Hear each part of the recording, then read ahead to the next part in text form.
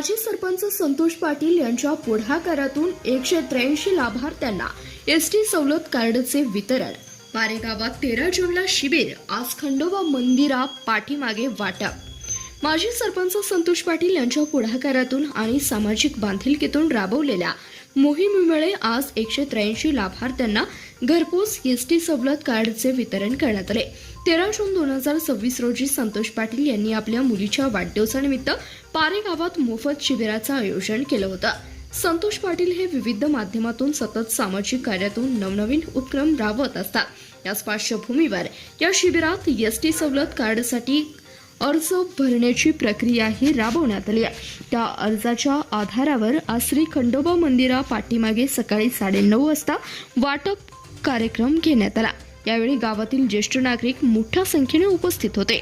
यात सर्व 183 लाभार्थ्यांना कार्ड वितरण करण्यात आले। कार्ड घेताना लाभार्थ्यांना वापरलेला OTP असलेला मोबाईल सोबत आणण्याच्या सूचना आधीच देण्यात आल्या होत्या।